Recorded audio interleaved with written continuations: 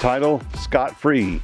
Scott Drew decides he's not going to pursue a job with the University of Kentucky after his family flew here yesterday to kind of take a tour around, look at some schools, look at Lexington.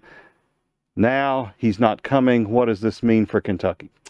Did you ever think there was a world where the coach at Baylor would turn down Louisville and Kentucky? You know what? Frankly, I thought he turned down Louisville because Kentucky was looming, and that may have been his thought too. But that's not how it turned out. Yeah, I'm not really surprised, because if you really have dug in and followed Scott Drew throughout his career, he loves Baylor. He built Baylor from a place that was a nothing in college basketball into a major something. And his faith is very important to him, and he's very invested in the community there.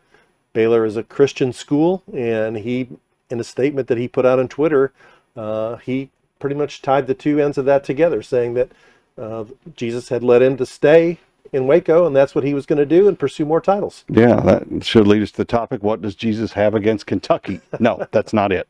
I didn't dig a whole lot into Drew when he was a candidate at Louisville, because I didn't ever think he was coming to Louisville. I just didn't see that. I had always thought his relationship with Mitch Barnhart, their similar worldviews, would lead that to be more of a fit.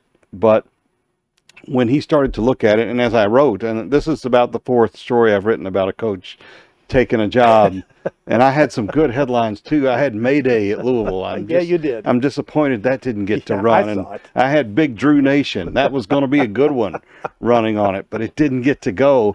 But as I watched, as I read, we both read his book, or a lot of portions of his book, and I looked at a lot of his interviews, longer interviews, and so many stories written about him in Christian publications about how he likes to run his program, how in that bubble in the 21 NCAA tournament, he said it was as close as you could get to the early church, the way his coaching staff and teams spent that in Bible study every day and fellowship with each other. That is not the kind of language, though it's great. There's nothing wrong with it. It's wonderful.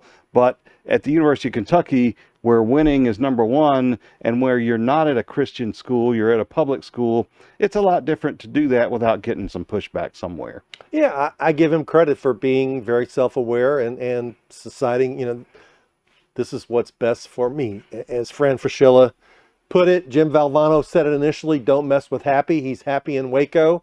And he made the decision that's best for him and his family, and you can't criticize him for that. Yeah, and I think the family had a big part in that decision. They came back and maybe didn't feel comfortable, and he said, well, if you're not comfortable, I'm not going to be comfortable, and there's a lot of truth to that. So this is where we stand. Scott Drew will not be coming to Lexington.